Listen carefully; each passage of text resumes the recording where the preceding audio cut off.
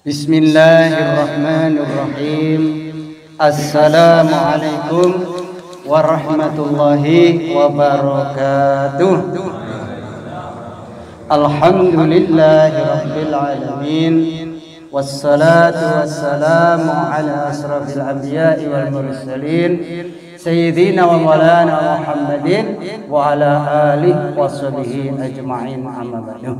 Jamaah sholat zuhur yang dirahmati dan dimuliakan oleh Allah Subhanahu wa taala, senantiasa kita ucapkan puji syukur kehadirat Allah Subhanahu wa taala bahwasanya pada hari ini kita masih diberikan iman, Islam, sehat sehingga bisa melaksanakan perintah Allah sholat berjamaah dan mengamalkan, mengerjakan perintah Allah yaitu belajar agama. Mudah-mudahan dengan ikhtiar kita ini kita akan dimuliakan dan diberi derajat yang tertinggi di hadapan Allah Subhanahu wa taala. Allahumma amin. Jamaah yang dirahmati Allah Subhanahu wa taala, kita hanya 5 menit saja, enggak panjang-panjang. Yang penting rahmat yang akan diberikan kepada kita yaitu derajat orang-orang yang terbaik daripada yang lain yang tidak ditanamkan rasa cinta kepada ilmu. Maka Rasulullah SAW, kalau kita ingin hidupnya bahagia, maka duduklah di dalam majelis ilmu alias ngaji. Kalau kita ini dimudahkan dari segala masalah kehidupan dunia, maka kuncinya adalah ngaji. Kalau kita ingin dipermudah di hadapan Shiratal Mustaqim, melewati jembatan Shiratal Mustaqim, gembira menghadap Allah, di mana orang-orang akan ketakutan dan gemetar karena tidak membawa amal. Ketika kita mau duduk di malam majelis yang diciptakan oleh baginda Nabi Muhammad SAW, maka kita termasuk golongan orang-orang yang senantiasa diberkati dan dibarokai Allah Subhanahu wa taala. Allahumma amin. Jemaah yang dirahmati Allah Subhanahu wa taala, maka cita-cita yang lurus itu bagaimana supaya kita selamat? Jamaah yang dirahmati Allah Subhanahu wa taala, telah selesai segala urusan, telah selesai segala kesulitan bila kita ini menghadap Allah dan Allah ridho pada kita. Jadi kesulitan di dunia, kesulitan nanti ketika kita menghadap Allah itu selesai semuanya ketika kita ini berikhtiar bagaimana Allah ridho dengan kehidupan kita. Maka di dunia akan Allah ridho, akhirat ridho. Itulah orang-orang yang akan mendapatkan kebahagiaan yang tidak akan ada habisnya. Dunia ini singkat, capeknya lama, nikmatnya sebentar. Akhirat capeknya sedikit, tetapi nikmatnya selama-lamanya. Ini harus kita tanamkan di dalam hati kita, supaya kita ini tidak mempunyai cita-cita yang salah, tapi cita-cita yang benar, cita-cita yang lurus. Sebaliknya, jamaah yang dirahmati Allah, bila kita menghadap Allah sedangkan Allah tidak ridho, inilah orang yang celaka. Inilah orang yang gagal. Walaupun pangkatnya tinggi, hartanya banyak, semua di dunia ini serba ada, tetapi tidak ada amal agama, sesungguhnya dia adalah gagal di dalam hidup dunia dan akhiratnya. Apa yang dinikmati, apa yang diperoleh, semua tidak akan bisa menolong kecuali hanya menambah beratnya azab Allah nanti ketika kita di mahsyar. Maka supaya ini kita senantiasa tidak terlena dengan kenikmatan-kenikmatan dunia ini, maka kita belajar sama-sama duduk di dalam majelis ilmu. Maka semua selesai semua masalah akan diselesaikan oleh Allah Subhanahu wa taala. Semoga termasuk kita semua yang duduk di majelis ini. Allahumma amin. Jamaah yang dirahmati Allah Subhanahu wa taala, hendaknya kita juga jangan sampai tertipu dengan suasana. Jadi kita ini jangan tertipu dengan suasana-suasana keadaan-keadaan yang ada di dunia yang membahagiakan, yang hanya singkat sebentar.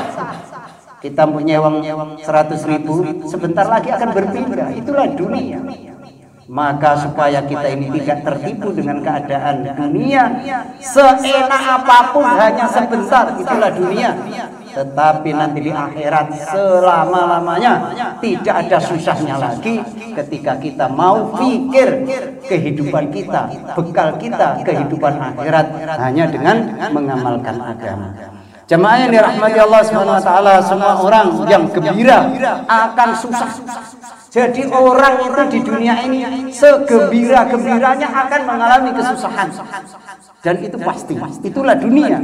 Semua orang yang sehat nanti juga akan sakit juga. Itulah dunia. Janganlah kita tertipu karena orang-orang tahu kepada kita atau menentang kepada kita, yang taat, yang menentang teman atau musuh, akhirnya semuanya akan menghadap Allah SWT. Orang yang memusuhi kita, yang menyayangi kita, yang senang atau yang tidak, semuanya akan menghadap Allah. Kenapa kita harus terkesan dengan keadaan-keadaan? Maka supaya kita lurus cita-cita kita gunakan, kita diberi sehat, mari kita gunakan sebaik-baiknya agar kita nanti tidak menyesal ketika sudah pindah ke negeri akhirat. Jamaah yang dirahmati Allah Subhanahu wa taala, janganlah kita tertipu dengan keadaan-keadaan di dunia ini, keadaan kaya, keadaan miskin, keadaan mulia atau keadaan hina. Keadaan dicintai manusia atau dibenci manusia, karena sesungguhnya semua akhirnya akan menghadap kepada Allah Subhanahu wa taala. Maka jangan terkesan sedikit pun dengan keadaan-keadaan itu.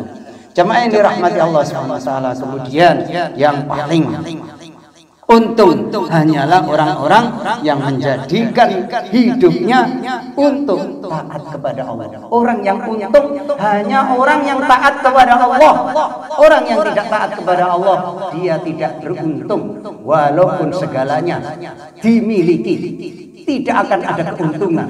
Karena semua yang dimiliki bila tidak digunakan untuk bekal kehidupan akhirat, maka semua yang dimiliki akan menjadi azab yang sangat-sangatlah panjang, yang tidak akan ada habisnya.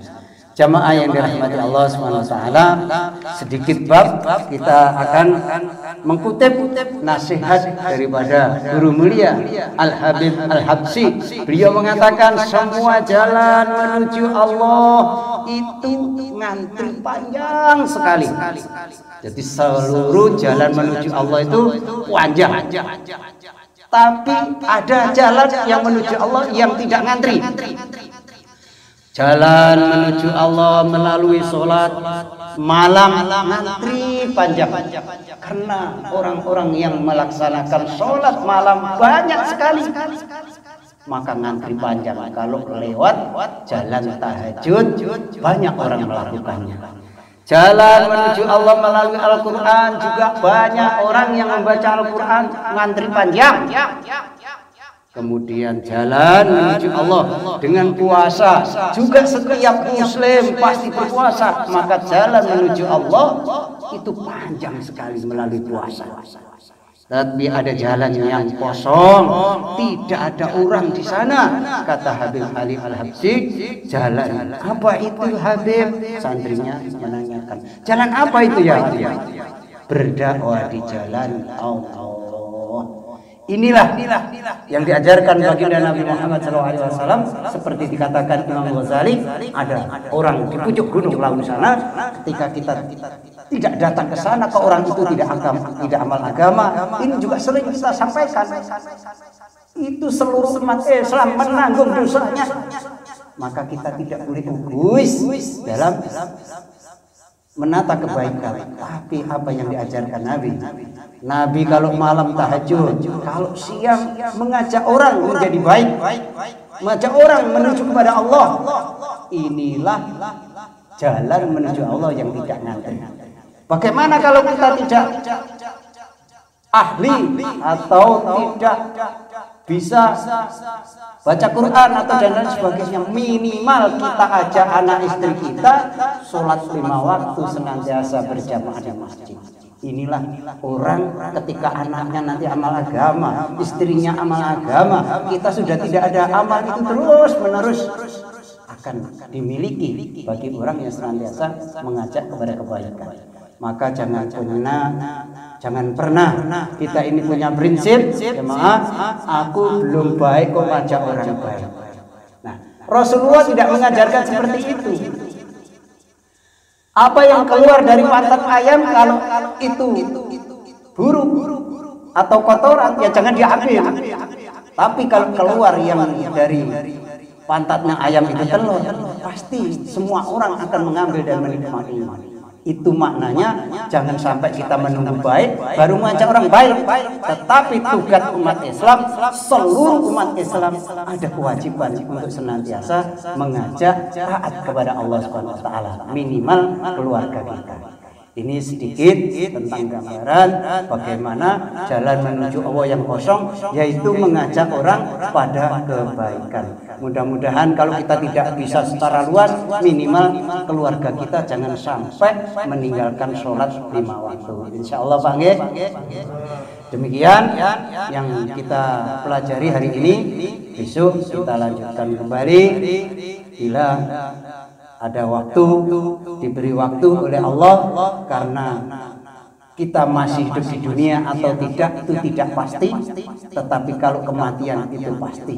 Maka jangan sampai menunggu kita tua baru kita berbuat baik atau sholat. Tapi jangan sampai waktu yang Allah berikan kepada kita ini kita gunakan sia-sia. Supaya Allah berikan rahmat, berikan hidayah, berikan kemudahan dalam mengamalkan perintah Allah, yaitu mengamalkan agama. Mari kita tutup dengan doa kafar majelis. Subhanaka Allahumma wa bihamdika, asyhadu an la ilaha illa anta, astaghfiruka wa atubu ilaik. Wassalamualaikum warahmatullahi wabarakatuh. Allahumma sholli